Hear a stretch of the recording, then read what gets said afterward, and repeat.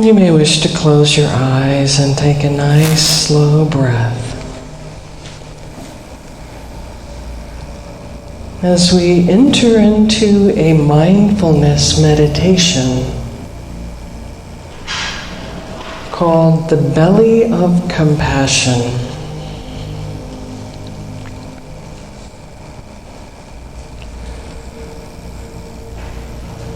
And so now I invite you to bring your attention to the sensations in your body.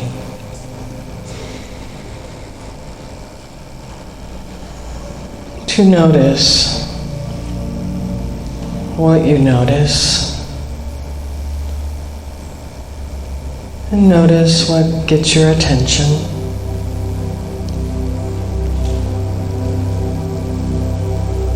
And to feel what sits here. Feel this body you were born into.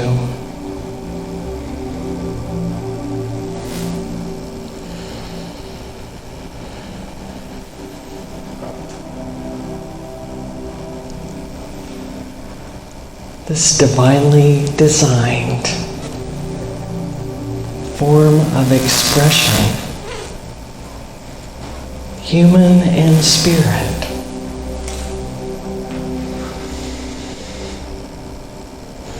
Form and formless.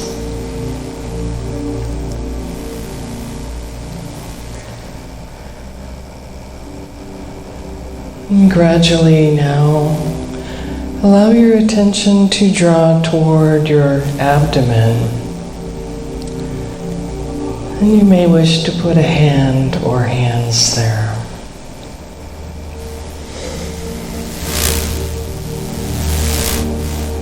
And begin to soften any sensations in the belly.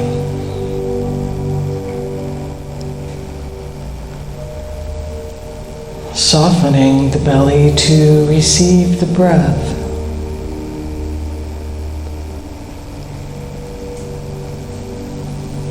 Softening the belly to receive life.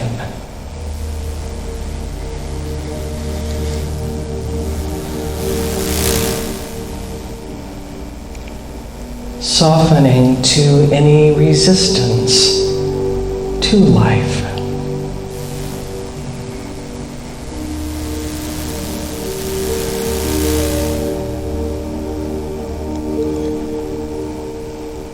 And with each breath, softening more. No holding, no grasping. Soft belly.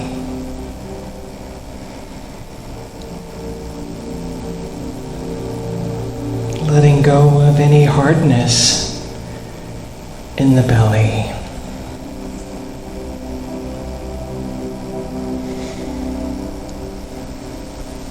Moment to moment,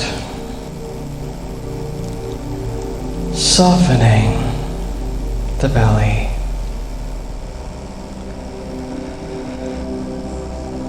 Making room for your life. Making room for your breath.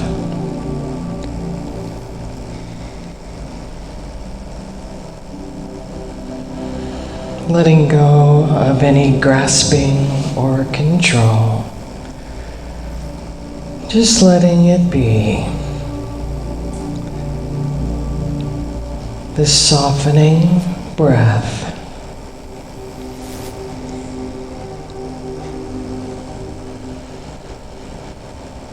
And soft belly is the release of a posturing of a lifetime.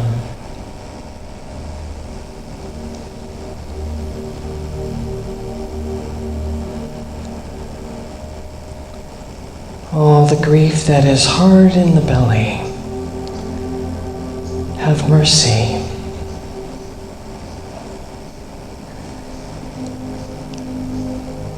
Letting hardness float in soft belly. levels and levels of softness. Levels and levels of letting go.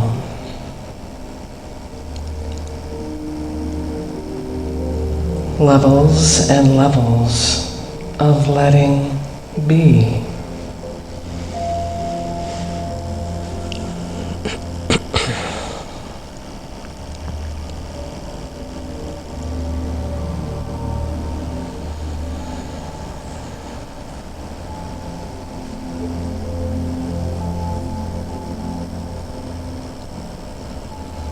And letting the softness be. For this moment, softening this ancient clinging in a new mercy, in a new willingness to heal.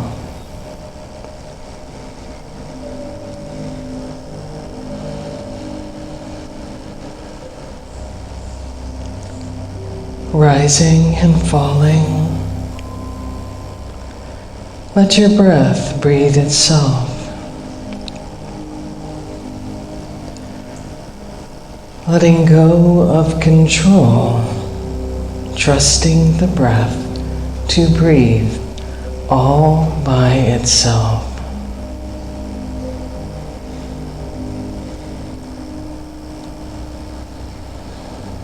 Each breath breathing itself in soft belly.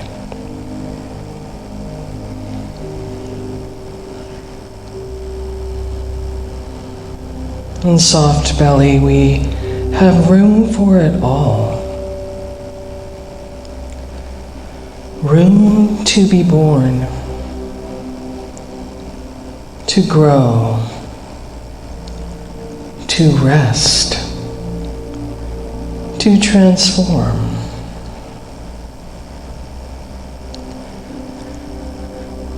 Levels and levels of softness. Levels and levels of letting go. Levels and levels of letting be. For a few moments now, in the silence,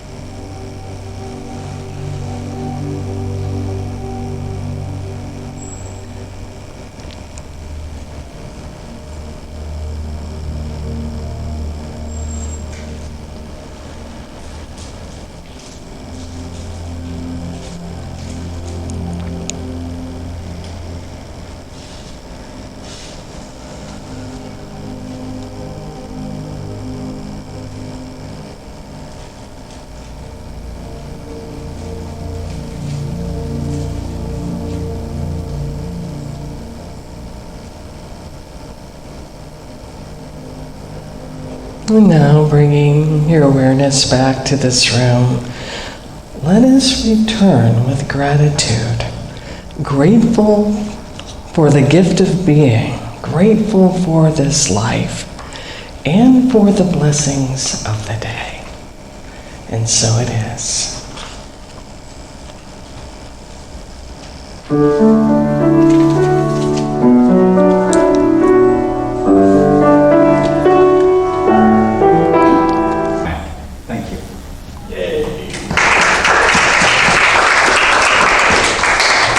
Thank you, Jim. Oh boy, we made it here with the time change and everything. Some of us a little early, huh? That's okay. Oh, it's good to be back with all of you. Did you enjoy the guest speaker last week? Yeah, I think great, Reverend Bill. Yeah, Unity and A Course in Miracles. Well, I was able to spend some time with family I hadn't seen in several months, and we got to go camping. So you know me, I love being outdoors and with the trees and time to refresh. So that's what we're going to do today, refresh our spirits and fill our hearts and our minds with the awareness of the essence of love, of the essence of God. We're going to amplify our awareness of wisdom, of love, of strength, of joy, and all that God is within us, in our hearts, and in our lives. So I want to welcome back familiar faces, and I've gotten really good at knowing who people are by your eyes. Your eyes are so expressive. Yeah. And also I'd like to welcome a couple of new people we have today. We're so glad that you're here. Thank you for being here and keeping your divine appointment. And we know that Spirit has a gift for you today.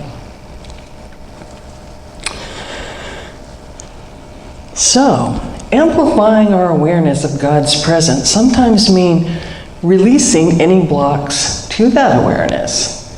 So we get to do our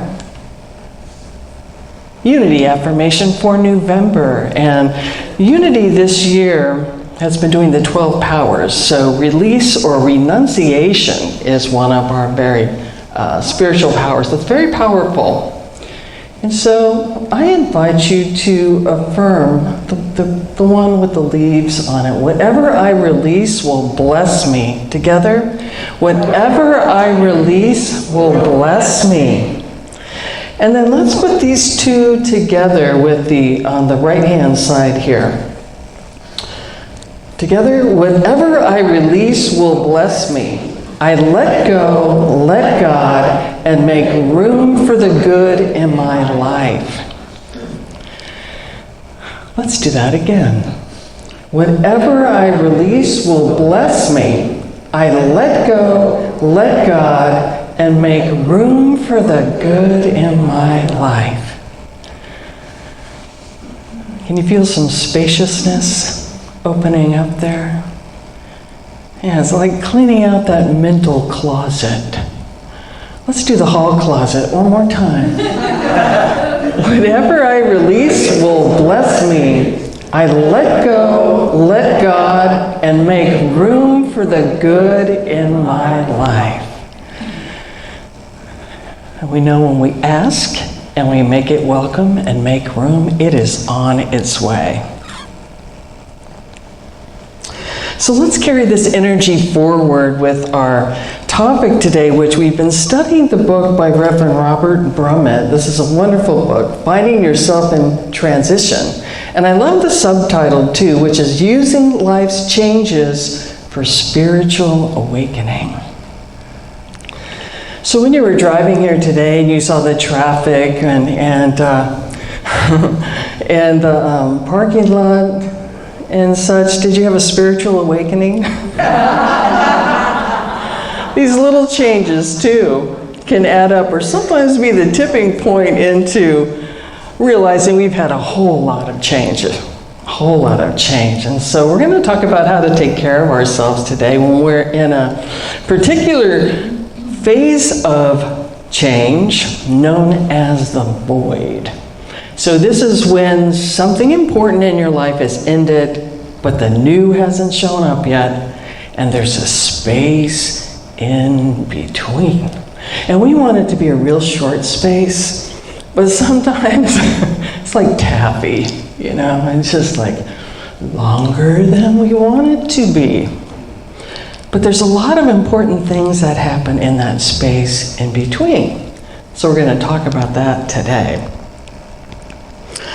So last time I was here, we talked about endings and how we can see endings as a natural part of the life cycle that's part of growth and change. You know, we see it in nature. with the leaves turning, the seasons turning, and we too have seasons of our lives of growing, releasing, letting go, and growing in new ways. And just as the apple seed has the intelligence or entelechy to sprout into an apple tree, we too have the God seed in us that is always growing and sprouting and pushing us into new branches of expression. So with every growth period, there is a time of rest. Would you agree with that? Yeah, a time of rest. I saw a post the other day that said, "There's nothing in nature that blooms all year, so don't expect yourself to either." It's a good reminder that rest is part of the process. And in our society of push, push, push, go, go, go, faster, faster, faster, rest is not often valued, is it? It's seen as lazy. And we might even, beat ourselves up for that too. Like, oh, I can't rest because there's a lot of pressure there. And we may feel pressure to fill that empty space with something as soon as possible because it may be so uncomfortable. But what if you could give yourself permission to step off the ride and consciously move at a slower pace? Who's willing to do that? Are you ready for that? Yeah. I call it traveling at the speed of guidance. So the void can be a very rich time of exploration and deep reflection, a time for discovery, to know the levels of our being, of our spirituality, of our God self, that maybe we haven't taken time to look at or to be with much. And to touch, as one writer put it, to touch the secret velvet of your heart.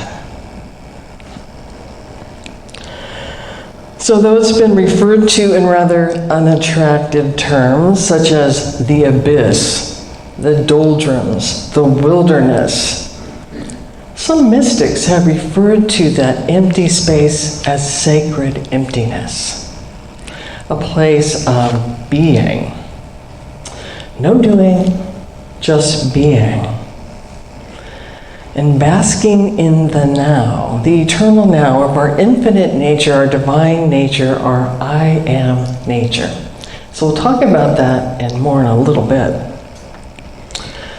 So as uncomfortable as it may be, and as much as we may want to avoid the void, there's some important inner work that goes on there in that time that builds the nest or lays the foundation for the new beginning.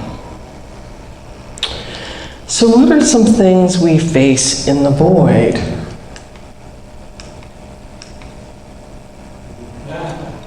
It can feel like that, right? Misty, nothing's on the horizon. Where am I? Who am I? What do I want? I don't know. It can be this really disorienting space. Who can relate to that? Have you been in those times? And if we're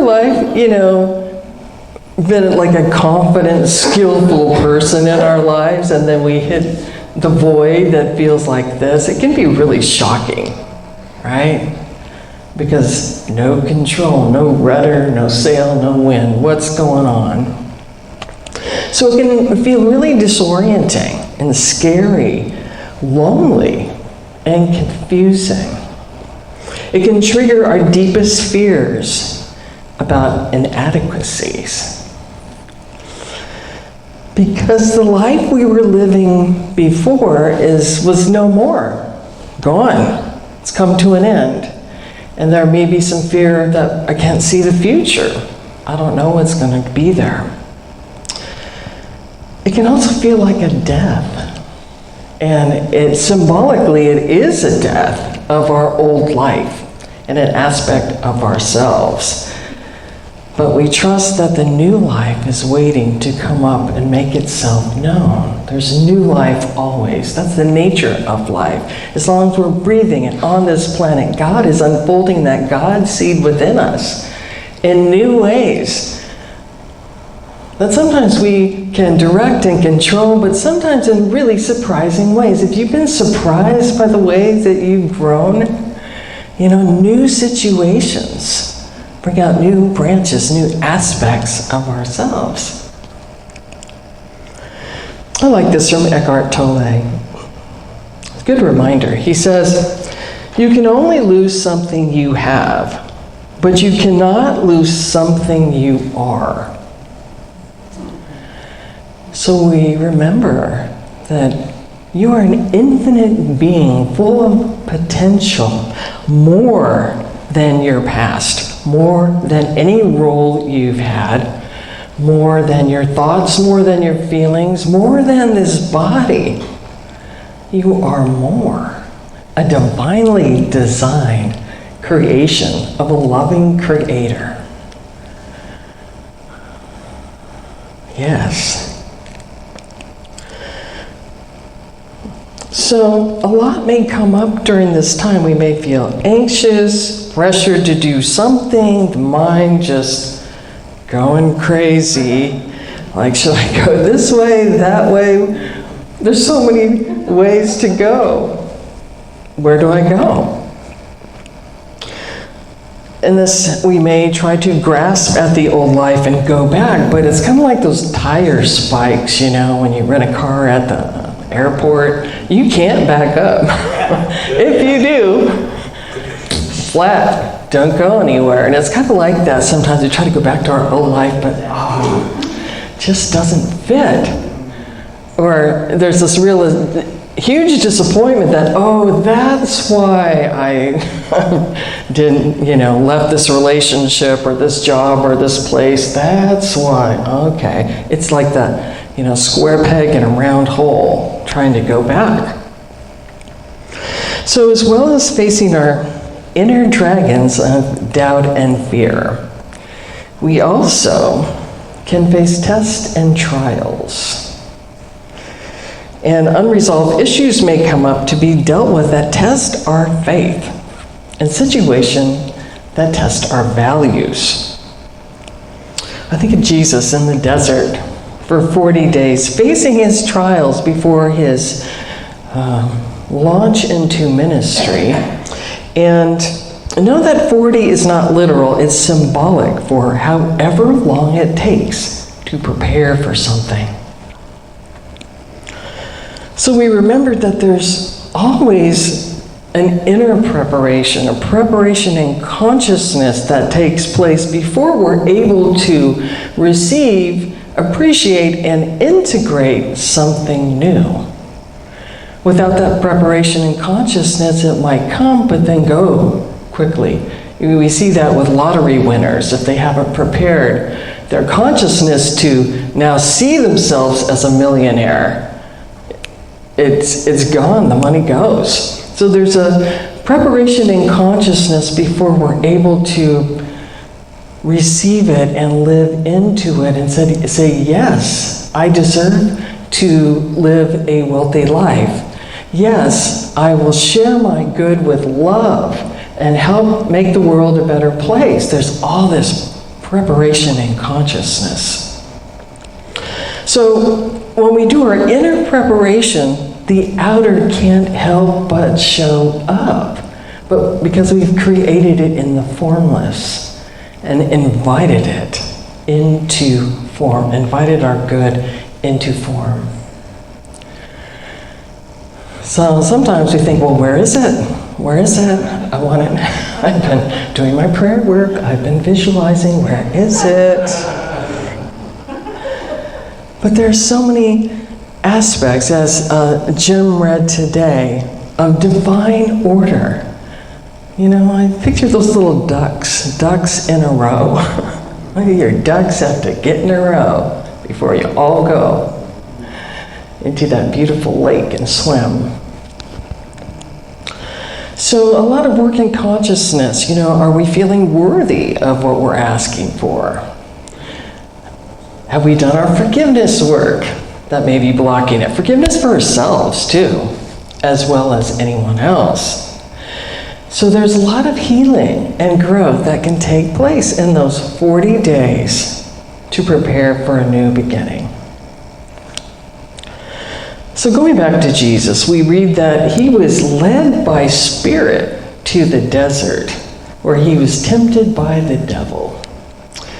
So this was a test. Was his consciousness prepared to do the work of his Father, as he said, do the work of God?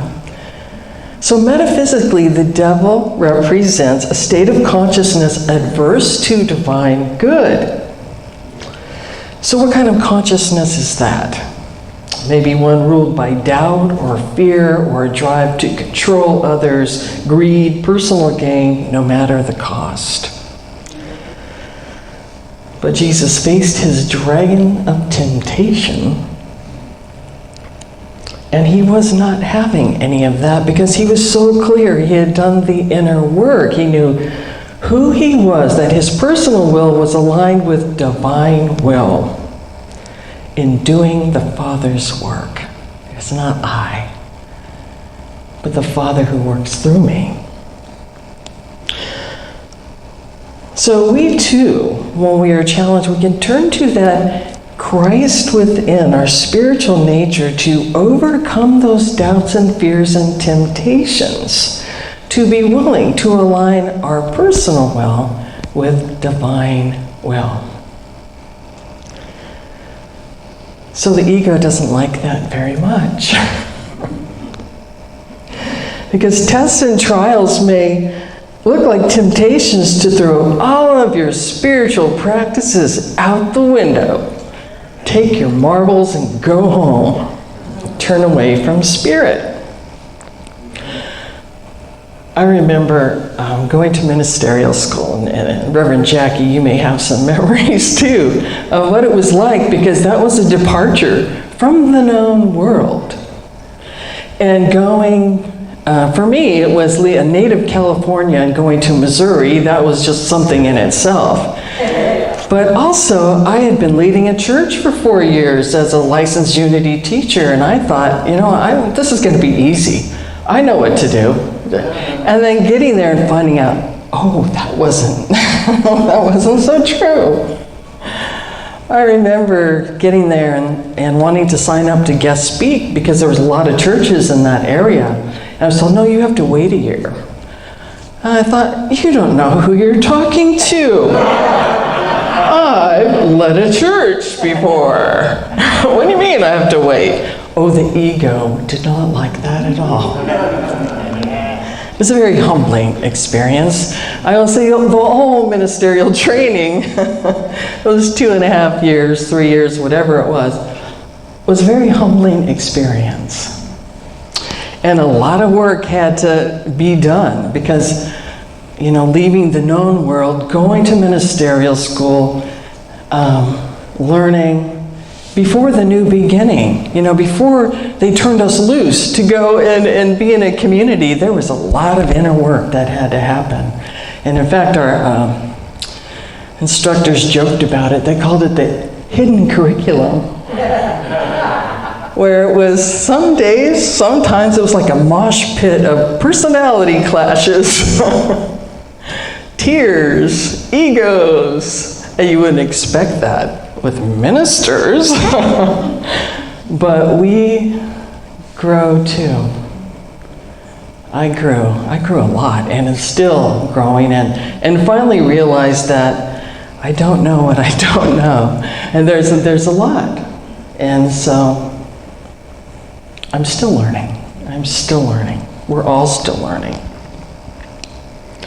So endings can challenge our faith and spiritual beliefs. And so it's especially important to guard your spiritual practices. I was really blessed that during that time, that humbling time, that I had prayer partners. And there was a lot of prayer going on. So that was one of the things that helped to carry me through. And know that the test and trial may be of patience as well, with ourselves, with what's happening, with other people. Old, unskillful ways of responding may come up. And just to have some self-compassion when that happens, We may be tempted to resist the change or try to ignore it or distract ourselves with overworking, shopping, compulsive shopping, or other addictions. So as nature abhors a vacuum, so does the ego. And it may fight like crazy to have some kind of control of the way it used to be. Because that's familiar territory. We're in the void. There is no familiar territory. It doesn't feel like it. To the ego, there is no familiar territory, but to the essence of our divine nature, we know that we're being held. So there seems to be a point of realization where, in the void, where we can keep fighting and resisting it, or surrender to what is, and surrender to spirit. And allow our deep reservoir of faith and strength to rise up as we learn how to be in the uncomfortable territory of the unknowing. It takes a lot of surrender, doesn't it? And courage, too. I like this from Reverend Dorothy Pearson, who was one of the Unity pillars, I would say. She used to say, I'm in the flow of I don't know. But God knows. So where the ending is full of activity, the void is flat, empty, quiet.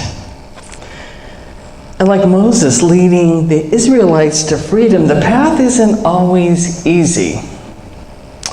And they had 40 years of wandering in the desert. And Moses faced the murmurs. When things weren't going well, murmur. Why did you get us here? What are we going to do here? And each time they were in a tight spot, no water, no food, and he just kind of surrendered like, Lord, what am I going to do here? And they were provided for. Their needs were met.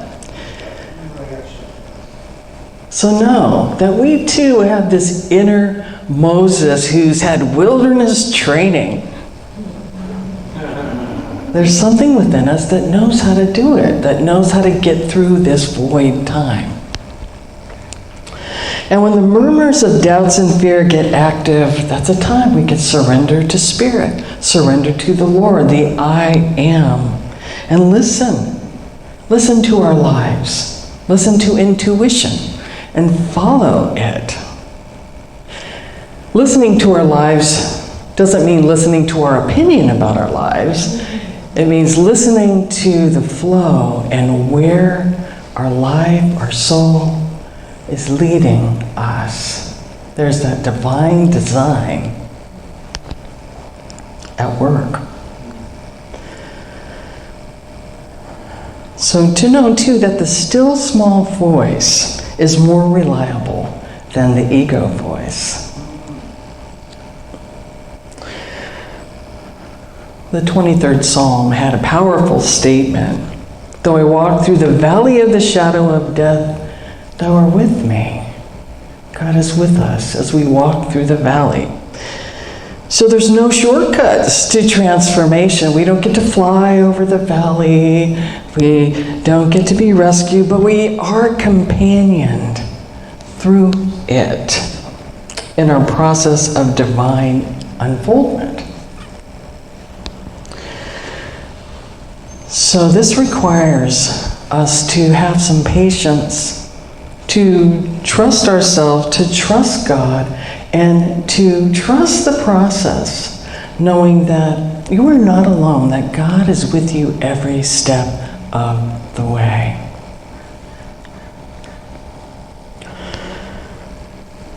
So, to many mystics, the void is known as sacred emptiness, a state of pure consciousness in which we rest in being, in beingness. Charles Fillmore, co-founder of Unity, has an invocation that speaks to this. I'm now in the presence of pure being, immersed in the Holy Spirit of life, love, and wisdom. That's a good affirmation to remind ourselves when we're feeling in that vast sea that it only seems empty, but really it's full of God. It's full of potential, as we are too. So we remember in the biblical creation story that everything came out of the void. In the beginning, God created the heaven and the earth was without form and void, and darkness was upon the face of the deep, and the Spirit of God moved upon the face of the waters.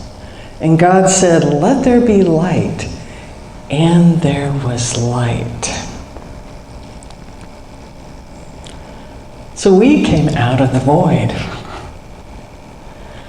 God said, "Let there be light," and there you were.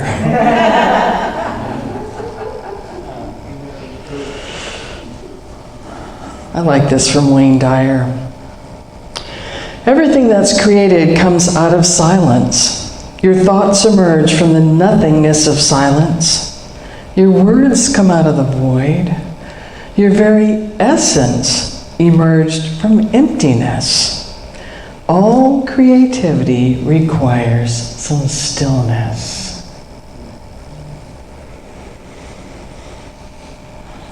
We still the mind so that clear connection with divine mind can inform us of divine ideas of our next step. So what are some ways that you can make room for stillness this week?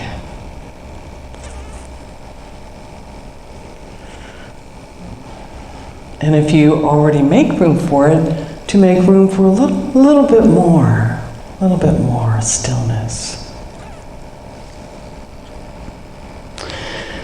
So in the book, Finding Yourself in Transition, it has some really good suggestions of what to do and what not to do when we're in the void. So let's look at those. Oh, there's your light. Let there be light. And there you are. Yeah. Can you walk in a room sometime and just feel someone's light like that? And that's what others feel too when you are shining and you walk in a room, or you're standing in line at the store, or you're in the traffic jam, but you're singing to the radio or blowing bubbles out the sunroof. That's what people feel. Oh, here we go. Okay. So some don'ts. Don't make long-term commitments or big changes when you're in the void. Why would you want to avoid that? Because you're changing so much that the person who makes that drastic decision might not be the one who has to live with it. Also, avoid trying to push the river or trying to force anything to happen. I'm sure there's a lot of cautionary tales out there that, am I the only one who's tried this? You know, there's usually you don't get the results you want when you try to push and force something to happen. So there's lots of do's. So let's look at those. So when you're in the void, make friends with stillness. Stand still. Trust God. New beginnings form naturally, and they come out of growth that we do, and reflection that we do, and the deeper spiritual knowing that happens in the void. And there are signs to recognize a new beginning, which we'll talk about next week. practice self-care. That means get lots of rest. And take care of your bodies too, with the kind of foods and water and sunshine and movement too. People have often found that a daily routine helps too. When you're in the void, just, making the bed even. Little things, or getting up, making breakfast, getting dressed, getting out the door once a day. Some kind of routine helps. Pay attention to your dreams. The psyche gets very active in times of the void, and there can be images or messages or insights that come in dreams, and even guidance as well. Also, when you're in the void, lean on a support system, because there's a lot of feelings that come up in the void, and it's good to give them a place to land. So a friend, a group support, a therapist, at least one person that can listen and hold the light when you forget, in times when you forget, or it's hard to see. A good way to give feeling to expression is poetry. Reading it, writing it, art, song, music, dance. Also creating a ritual for closure. I remember after one relationship ended, and I lived by a river, and I would go down to the river and gather stones and sticks and I called it sand therapy. And I would put what was and make a little design, and then and then make another design of where it was going, so that something deep in us that relates to symbols, that understands symbols. We'll have some rituals too during the holiday season that honor endings and new beginnings. And most of all, to trust the process. Trust the process of transition. When you're in the void, it won't last forever. The new beginning is on the way. Just as every winter is followed by spring, every void is followed by a new beginning. So let us go forth this week, living this affirmation. What I release will bless me. I let go, let God, and make room for the good in my life. Once more together. What I release will bless me. I let go, let God, and make room for the good in my life. And so it is.